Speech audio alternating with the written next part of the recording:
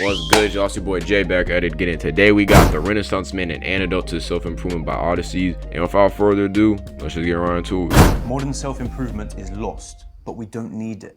Because there's a 700-year-old ideal that helped people achieve amazing things. They sculpted their body, they sharpened their mind, and they created beautiful art.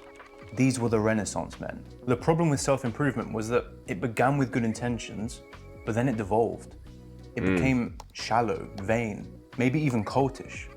And suddenly everything was about money or dating or just cramming work into your life. Where was the art? Where was the culture? Where was the depth? And yeah, people criticized this whole hustle mentality, but the pendulum swung too far the other way and many just quit self-improvement altogether. The thing is, I think with this whole self-improvement shit, you gotta find the right content to watch, bro. Because a lot of it is actually very helpful when it comes to integrating work into your life, being motivated, setting goals and whatnot. However, it can quickly divulge into you either just working yourself to death, you hating women on some shit, if you go like really deep into like the red pill route, which then kind of leads to like the incel route on some shit. So you just gotta know what you're watching to be conscious of it. And that's just as bad. That's not the solution. The modern man is out of shape, unable to think for himself, eternally consuming and completely lost of meaningful pursuit in life. Many of the problems which self-improvement set out to fix are real, and they're awful. The thing is, we need a different method to replace it. We need a sensible middle ground, a timeless principle that has already, for hundreds of years, proven to work and to produce greatness. This is the Renaissance man.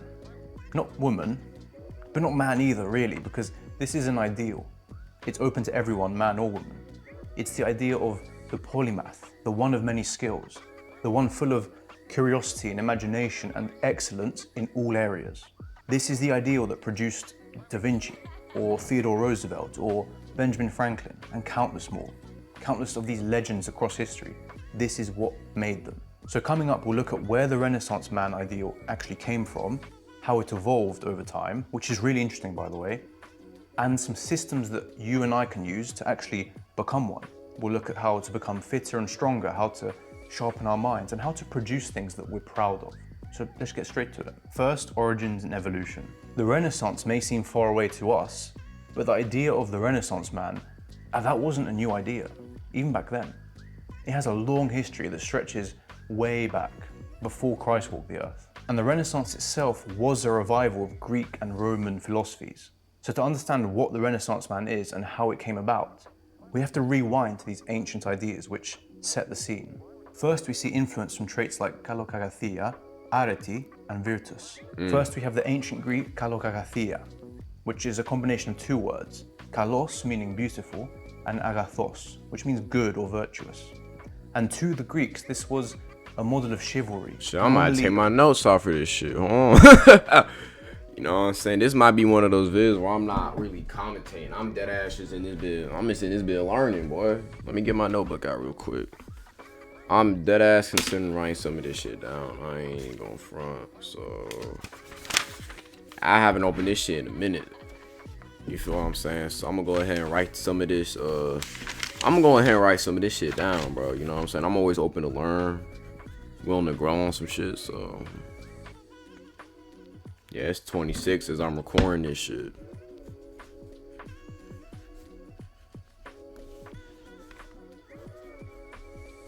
These gonna be added to the notes. I got a whole little personal journal of my shit. You know what I'm saying? I've been having this thing for a couple months. You know, occasionally look back at it from time to time. But yeah, man, it is what it is. You know what I'm saying? We on that purpose. We out here working hard towards our dreams and all that shit, but I'm going ahead and write some of this shit down. Cause I could use some of this info, I ain't gonna lie. Nigga could definitely use some of this info right quick.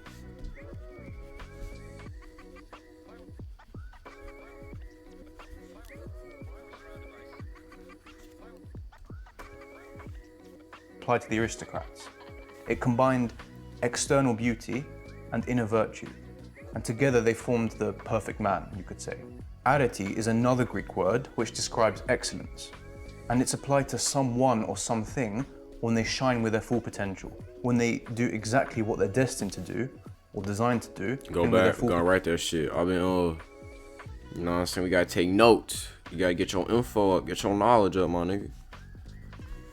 Y'all niggas just wanna lay around, watch TV all day, and play the game. We niggas, we getting better out here on the J space.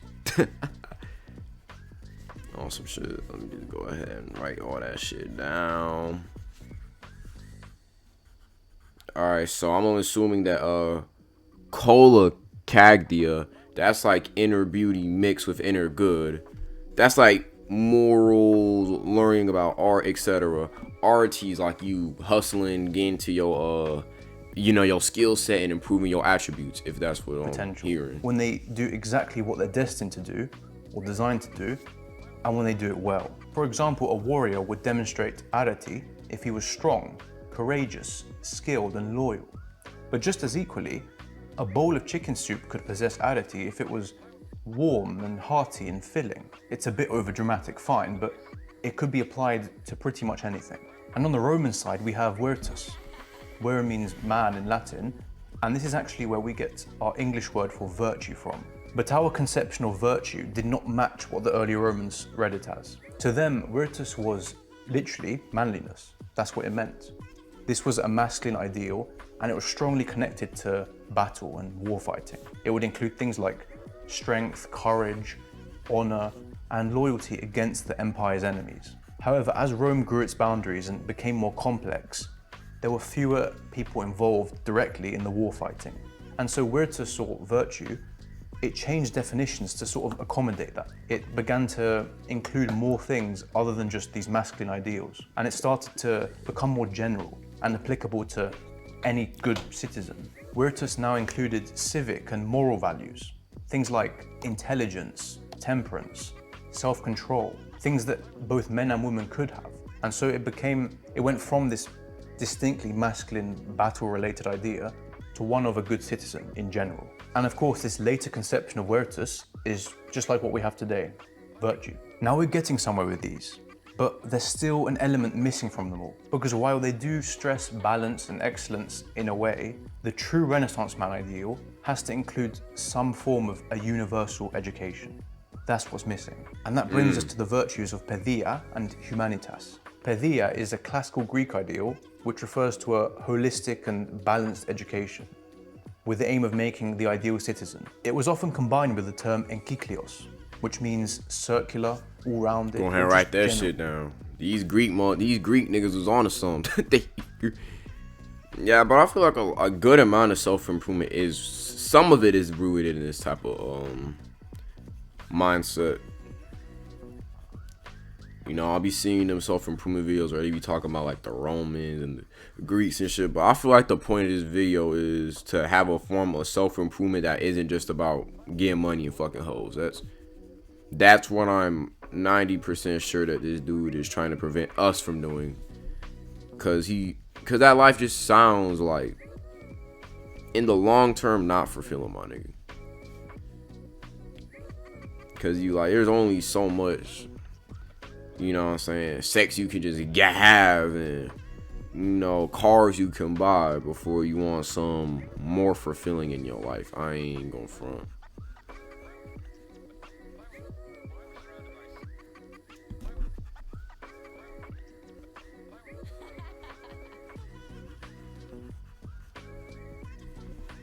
Go ahead, write all that shit down.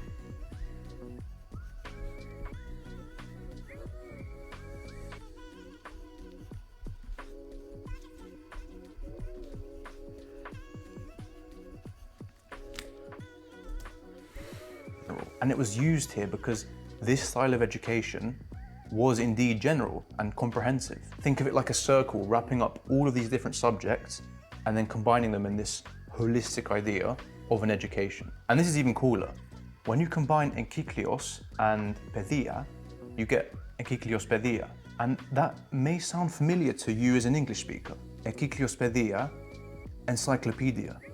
That's where we get our word encyclopedia from. Huh, And you how know sick is it? the I didn't realize it, but that's so cool. I love that. Now, as part of this education, people were taught a bit of everything: rhetoric, grammar, maths, medicine, geography, history, philosophy, but then also more practical things like gymnastics and wrestling and, learning poetry and music. The aim was to imbue the population with these aristocratic ideals. They were to be physically strong, intellectually sharp, and morally upright, well-rounded people. Humanitas is pretty much the Latin equivalent of Paideia. They basically copied the Greeks' homework, so I'm not going to repeat myself too much here. One thing to stress though is that both of these virtues, Humanitas and Paideia, were not just internal. Cicero, or Cicero if you're a nerd, he said that these virtues prepared one for public life.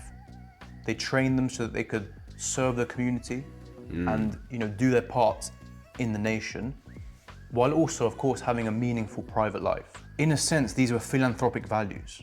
They served the individual, yes, but also the nation. And we get to the Renaissance man. I mentioned Humanitas because it inspired Renaissance humanism, which is the whole philosophy of the Renaissance. Renaissance humanism was a kind of counterculture, or maybe a response to the strict religious orthodoxy of the Middle Ages. Yeah, I think the Renaissance, the Renaissance and the Enlightenment are very strongly connected. It's basically a period of time from roughly like late 1600s to like the 1700s, where people were like, yo, this religious shit too straight, bro. Like, we need to be more inclusive. We need to be more kind. We need to be more compassionate for our fellow man. All that shit, you know what I'm saying? I mean, that's why the founding fathers wrote that was the primary reason for the American Revolution, and not only the American one, but all the revolutions across Latin America, is because these Enlightenment ideas of individual liberty, freedom, life, liberty, and the pursuit of happiness cause people to fight, the oppressive dictatorships and, monarchies and whatnot. But yeah, I think you can definitely learn a lot from the Renaissance, man, when it comes to not only learning how to be strong, how to fight, how to wrestle, but also being morally upright, learning how to build wealth for yourself, and also having other areas of interest like poetry, reading, meditating, etc. And of course, a lot of other big societal changes helped it come about. But in general, it promoted inquiry, criticism, and the flourishing of these new philosophies and new ways of thinking. It celebrated a wide education and the synergy of multiple different subjects, because it was believed that truth is not found within any one of them, but in their unity, when you see them together and in combination. And so we are finally led to the idea of the Renaissance man. Balanced in character, excelling in all realms, educated across a wide variety of subjects, prepared for proper civil duty as a competent member of the tribe, and finally birthed out of classical ideals and the Renaissance itself, but not restricted to those time periods. You and I can be Renaissance men, or women, or they/thems. It's open to everyone, irrespective of who they are and what time period they lived in, where they came from, none of that. This video is not to help you LARP as an ancient Greek or a Cicero strongest soldier. We're in 2025, and while the ideal is timeless, we are presented with different challenges and different opportunities. And so it does make sense to adapt it to our conditions so that we can really let it shine. And again, we need it more than ever in this confusion of modern self-improvement and the stagnation that society has found itself in. And look, I'm very far from this ideal.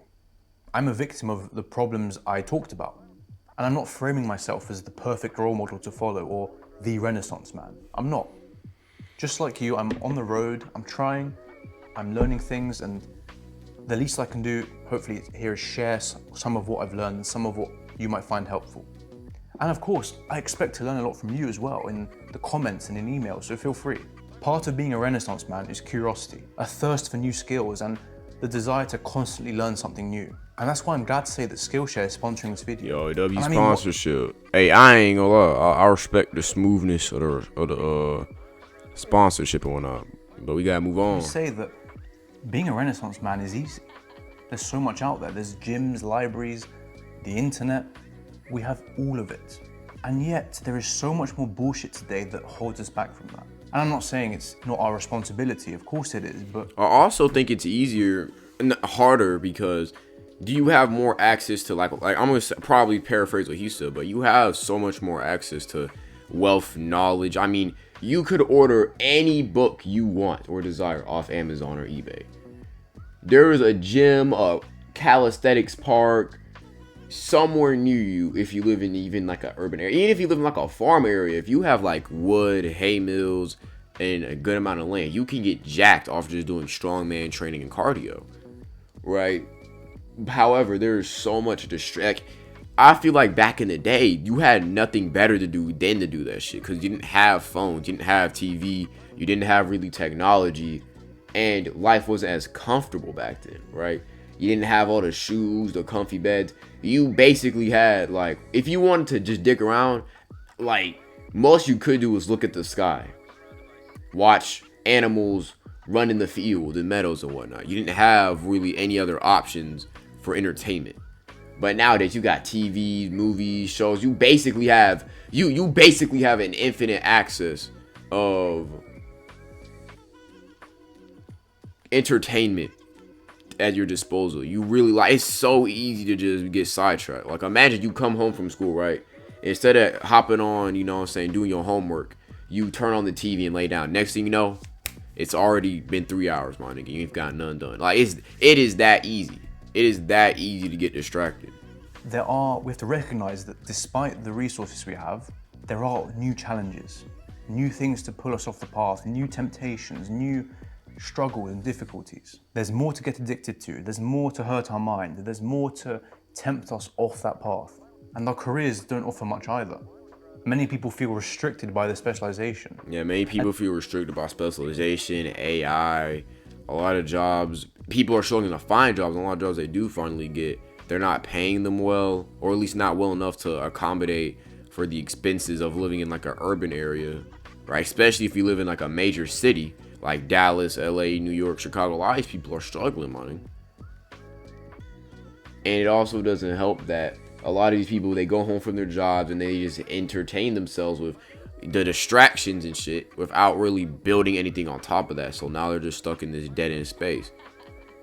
It's also just because of how much shit you can get addicted to and how many distractions. Like, the Greeks, what did they have? Like, wine. Like, from like wine, I don't even know if they had like hard drugs they could get addicted to. They didn't have really like TV, movie. They had plays and shit, but you got to actually go out, look at the play, and you're watching the play and trying to understand what's going on, right? They don't happen that frequently, right? You could watch like spend a whole day just watching movies, right? They didn't have the hub, my nigga. They had like what? A statue, like a crude statue of a woman. That's the best they had to get their rocks off. And now you have hundreds of thousands of these not safe for work sites. You could search those up in 10 seconds and have access to more naked people than your entire lineage, my nigga. Like, it's some wild shit. And even though they do give us a sense of structure, most people don't feel like they're in control or that it's truly their project to work on. Instead, they're just an employee in this wider organization, like a cog in a machine, you could say. It's not the same meaningful structure we have in the Renaissance man ideal. You therefore need your own structure. This will be your rock in the storm. Because your motivation is going to come and go. But if you have a structure, it makes it easier to get back on track and to stay on track. Because it's a lifelong pursuit. You will be tested. You will have moments where you feel unmotivated, weak, or just generally not up for it. And this structure is what keeps you on the narrow path. Think of it like a guide rope through a maze. It's what you grab onto, it's how you find direction, and it's what keeps you going. These come in many forms. They can be habit trackers. They can be plans in Notion or Obsidian. They can be a calendar with time blocking. Some people journal their progress, or they track it with like film logs to keep themselves accountable. Other people set precise goals, or they start these grand projects. And in the pursuit of that goal, they naturally become better at many different things as a byproduct. Yeah, like, let's say your goal is to reach, 1 million subscribers on YouTube within like 3 years on some shit. You tracking it month by month, right? Seeing, okay, here's what I did right, here's what I did wrong, how can I improve, right? It's the Bruce Lee quote: add what you need, remove what is unnecessary, and put your own special touch to it. You know what I'm saying? Something along those lines. If you do that consistently, you're gonna get better. Like, that's why I don't chase money. Just focus on improving your excellence and your craft, and you're gonna get paid for it. Like, if you are really good at something, someone out there is going to be willing to pay you paper for it. You really good at telling jokes, some nigga gonna pay you for it. You really good at making machines, some nigga gonna pay you for it. You really good at healing people, medical work or surgery, somebody's gonna pay you for it. So if you focus on just harnessing skills, you're gonna most likely get paid for it. You're gonna have a greater access to a range of abilities, things of that nature. You know, the more focused I became on getting YouTube videos out and producing content, I naturally just spent less time dicking around watching TV. I was more focused on my studies because I'm like, okay, if I get my schoolwork done, then I have more time for YouTube, right? So I started allocating my time better. I started tracking my progress to be more consistent, to have more regimented routine. And that led to a bunch of improvements in my life overall. I like to design learning plans. I like to split my day into different categories so that I can reserve time for physical growth, creative growth, mental growth, and so on. That lets me focus on the small everyday efforts that build up towards this ideal. And it's suddenly not so intimidating because it really is just a series of small habits that repeat for a long time. And by the way, I have a few videos on this exact system, so I'm going to link it here for you to watch afterwards. Now, your system is personal. I really don't want to tell you how to do this because it's your choice at the end of the day. Most definitely. You might be thinking, well, what do we do in these systems? Like, what are we actually trying to focus on? First, you have to find a way to train the body. These classical ideals, they stress the goodness of beauty and physical power. Because yes, being fit and capable and sexy is fantastic. It's a good thing that we should work towards. But on its own, that's a bit vain. There is more to physical training than just that. Most importantly, you learn discipline. Because lifting, sparring, sprinting, these things are bloody difficult. And it takes a level of discipline to leave your warm house, your warm room, go out into the cold and train. To feel the pain, to exert yourself. That takes mental fortitude. And it's probably the best reason we should expose ourselves to that training. Most it definitely. helps you get used to this. This is why these people in self-improvement advocate for you training hard, building up a good body, and cold showers. And that's one of the things I 100% agree with. If you train your body super hard and you not only learn how to reduce body fat, get a more ripped, lean physique, but you also learn how to fight, those two skills, those two qualities take years of discipline. Like months to years worth of hard work and discipline, and, you know, waking up early to hit the gym, watching what you eat, you know, making sure you're getting a good enough amount of rest, you know what I'm saying, things of that nature. And you're building up your mind too, because pushing yourself in the gym, you're going to have greater mental fortitude because you're getting used to putting yourself through painful, uncomfortable situations, right? Like when you take cold showers, you're putting your body through an uncomfortable situation, which improves your immune system, tightens up your skin, reduces inflammation. Like, you essentially putting yourself through uncomfortable situations intentionally. You're building up that mental fortitude and that discipline. Discomfort. And we better, because life is full of it. And of course, your body is a vessel. It's what carries every other aspect of your being, your mind, your soul. And so if we neglect it, it will only get more painful and more difficult to do the things we love. Next, we have to train the mind. Did you know you can AFK Bloods and Zaya? Or I might have to, I have a self-improvement or routine, but I want to make it more general to start off with. Because I feel like if it's more general, I'm going to follow better. My way of thinking is allocate the morning, like 6 a.m. to before I have to leave to go to school. Allocate that towards physical fitness. Get the sparring, the working out the way to get that. Too much excess energy, get it out your system. Sharpen the mind, immediately get the body activated, getting boosted energy, right? The first couple hours when I get home from school, which is like, what, 3:40 to maybe like 5, allocate that towards studying, building up the mind and whatnot. And then from 5 to 8, focus on YouTube, building up the wealth, the status and whatnot, you know what I'm saying? And then from like 8:09 to like maybe 9 o'clock, focus on rest, recovery, you know, morality, you know, stuff like that. I might actually implement that because that actually sounds pretty damn effective. Setting off certain times of the day to train different skills. I ain't gonna lie. And that is a massive part of the whole Renaissance ideal. We have to train our speech so that we can articulate our ideas better. We have to train how we think, our logic, our reasoning, our critical thinking. We should read with intention, with the goal of learning about the world, about other people, and of course, ourselves. We should study the minds of the world's greatest thinkers and understand the philosophies that quite literally steered human history to where we are today. Most We should definitely. practice our writing, because that is how we reflect and process our ideas. And with those skills in reading and writing, we gain the knowledge we need to better navigate life, to deal with the problems of society, of human suffering, of all these political and social and philosophical problems. There are tools against that. Unlike your average Twitter user who just pulls their opinions from their algorithm, you actually build a foundation of knowledge that helps you ground your thinking and make better conclusions. It's like Harold Bloom said, the mind should be kept at home until its primal ignorance has been purged. We have to learn history, philosophy, That boy science, said, nigga, unless you get wise, shut the fuck up. It's basically what he said, boy. He said, unless you smart, you better shut your ass up before you say something stupid. But, I mean, is he wrong, though? Because some of y'all niggas just be saying blibber blabber and shit.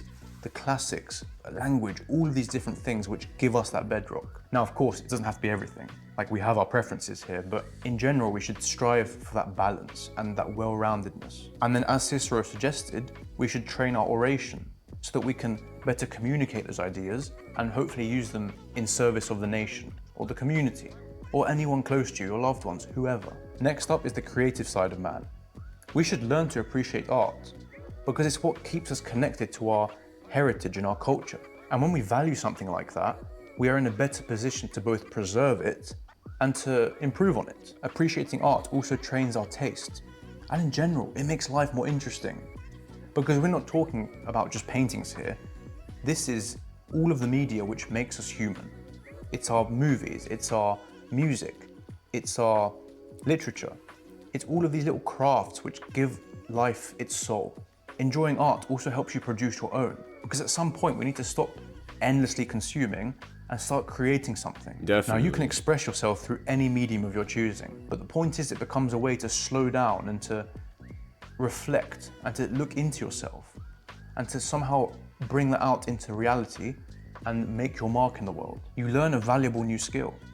And if it's your style, you can make that into a business, make a living off of it. Or alternatively, you can just put it out there so that you inspire other people and sort of have this flourishing of art coming from you, which is special. It's really nice to see people online sort of revive these old crafts, like shoemaking, like sculpting, like brewing mead. And I've seen people take that creative passion and they've become, you know, game devs or indie filmmakers or producers or... Yeah, that's kind of what I said. If you focus on something you enjoy and you get hella good at that shit, someone in some door down the line was gonna pay you for it. Like, don't chase the money, because what you chase escapes, right? When you really, the more desperate you are for something, the less you're likely to get it. That's why poor people, a lot of time, they don't get, you know what I'm saying, they don't get out those areas, right? Because they're chasing money, and what you chase escapes. The more desperate you are for something, the less likely you're gonna get it. It's why that guy who's always desperate for a girl, who's always saying where the hoes at, never gets any. But the guy who's cool with or without the girls, the guy who says, I mean, girls is cool, but you know what I'm saying, it is what it is, he gets more of them. Why? Because he's not desperate. Nobody likes desperation, my nigga. Desperation is a turnoff. whatever, musicians. It's just fantastic. And they could only do that because they made time to be creative and they nurtured that part of their character. Now, I do this mainly through writing or making videos. But you know, I'd love to try lots of different things one day. Maybe try perfumery when I can afford it, or maybe return to painting or playing the violin, that sort of thing. This is a deeply personal category, so you should explore far and wide until you find what clicks. Because trust me, if you struggle with this, something will click. Eventually you'll find something that just feels like, doesn't even feel like a chore. It feels like something you can just be pulled along by because you truly love it so much. And if you're struggling to find that, I would look and think, what do you enjoy as a consumer? What do you love consuming? And how can you maybe make something like that for yourself? How can you contribute to that realm of art? It's a good place to start. Finally, we must find ways to look outwards, because one of the big vices of self-improvement, which I've fallen prey to is that it becomes selfish. It's all about me, me, me. Definitely. I watched a video by Fritz, right? He was talking about why self-improvement was something. It was like an hour plus long. It was I think it was a phenomenal video, right? The biggest thing about self-improvement is some of it is selfish, right? And here's the thing. Selfishness is not inherently evil. It's just you. Selfishness at its core is you above others, right? What's going to help me? How am I going to get better, right? You know, it's self-preservation if you want to think about it like that. But the problem is when you're too selfish, your why is weaker, right? What I mean by that is I feel like when you're working hard to just get yourself out the mud or to have this goal of, you know, get money, get hoes, whatever, your reasoning is not strong enough to push through all the adversity you're going to undergo on this tough process, right? However, when you have a goal such as I need to retire my mom, I need to get my family out this area, I need to be strong to protect others, it's going to push you and spur you towards greater heights, right? Because a man is going to be stronger when he's fighting for something, for someone, for an ideal, versus just fighting to fight, right? It's you're pushing. It's like putting more weight on the bar, right? Imagine a guy who's in his early 20s and he's fucked up versus a guy who's 35 years old with a family, right? Like, guy who's in his 20s, he's messed up, right? Maybe he had a bad breakup, maybe he had a really bad hangover, something like that. He might crash at his mom's house. Maybe his friend like let him stay over for like 2 days, and you know, he can get his stuff together, shower, etc., you know, build things up, right? But the guy who has a family, he can't do that. He has a wife to attend to, he has kids to nurture, he has actual real deal responsibilities to attend to. He can't just leave because he's going through something. He has to push through that adversity and to still be strong, be confident, be a leader, right? So I'm basically saying that can you improve just by focusing on yourself? Yes. However, I feel like if you add people to it by setting your goals on, I gotta get this person I care about out of this situation, I gotta get stronger to protect people, it's gonna help you push through that pain. I do to improve myself, and I noticed that I was guilty of that, and I really didn't like it. We therefore need a way to avoid getting our head stuck up our ass and actually helping other people and the world. Think about what you have. Think about what you can offer, and then use it to serve other people. Apply yourself. You can make content about something you know, or maybe something you once struggled with in order to help other people. You can contribute locally through some business or civic duty. You can serve your neighborhood, your friends, your family, your loved ones, your children, your parents, anyone but you. And in doing so, we turn our gaze outwards and we focus on something beyond the self. This is all good and inspiring, but it's not always going to feel like that. Greatness isn't accessible. The Renaissance man ideal isn't egalitarian. It's not something we can just put on and become. It's not going to be easy to reach. It's a lifelong mission that will constantly be tested by distractions, by temptations, by failures. Rather than pretend those problems don't exist, we should see them coming, and we should fortify ourselves against them so that when we do meet them, we're prepared and we can keep going despite that. First is the principle of progressive overload. And my gym bros out there know what this is already. If you just overhaul your entire life overnight, that's a recipe for failure. Yeah. It's that 3 a.m. motivation. Niggas spend the whole week watching shorts, TikTok, scrolling, being they meet. And niggas think one David Goggins video, they're gonna change their life. No, nigga, you gotta start step by step. You don't, if you've never worked out before, you don't lift. You don't start by benching 250. No, nigga, you gotta start with the bar, add a 25, then a plate. You gotta slowly work your way up to it. There's a reason why kids aren't just thrown from the moment they turn 5 into honors AP Physics, is because they wouldn't know what the hell's going on. You gotta build up these skills over years to actually know what you're doing. Because there's too many changes too quickly, and it's uncomfortable, it's difficult. It's uncomfortable and difficult, but way too uncomfortable and difficult. You're not even used to this shit. You went from like chasing chickens and pigeons, like it's just as an RPG. You went from chasing like sheeps and lambs to fucking fighting bears and shit. Like, you gotta work your way up to that. You're probably just going to regress into your old ways, the old comfortable ways. Instead, you should gradually change how you live. Just start slow, ease yourself in, get used to it, see how it feels. And over time, you'll find yourself slowly but surely getting stronger, getting smarter, getting more disciplined. And with those new skills, you can just then add more. And it's small at first, but over the days and the weeks and the months, the years, you change. And you're capable of much, much more. And that's only because you were patient and slow and steady in the beginning. Your new habits are much more likely to stick this way. And in a sense, it feels like a video game, like a skill tree. You're slowly progressing and getting better, and you're being challenged at the same time, but you're also having fun and seeing that progression.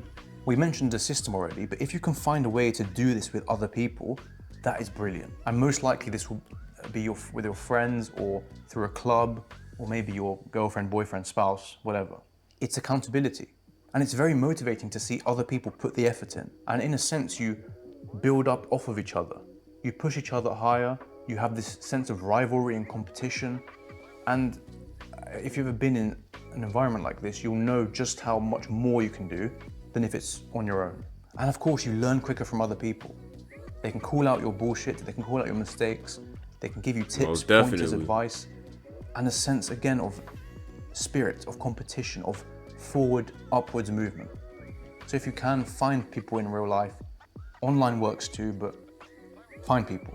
And finally, I have to stress this, you must model your Renaissance Man project after what you want. Not what your friend does, not what I do. That's definitely, you gotta do that shit for you, man. Or at least model the program, because you model that shit after somebody else on the internet, it's not gonna work for you, bro. Not what the next YouTuber says, not what seems cool on paper, but what you truly want and what your goals are. There's no strict rules for what exactly you have to study, what exactly you have to do, and how you get there. I mean, I've been throwing suggestions out throughout this whole video, but they are just that, suggestions.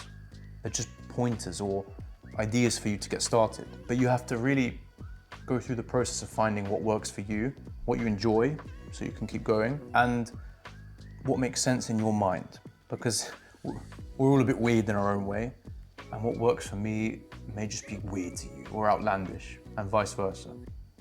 So base it on yourself and no one else. If you need some inspiration and you want to learn maybe how to become a red. Hey, good WVid, man, WVid. But that being said, it's your boy Jay. Stay healthy, stay wealthy, and stay blessed.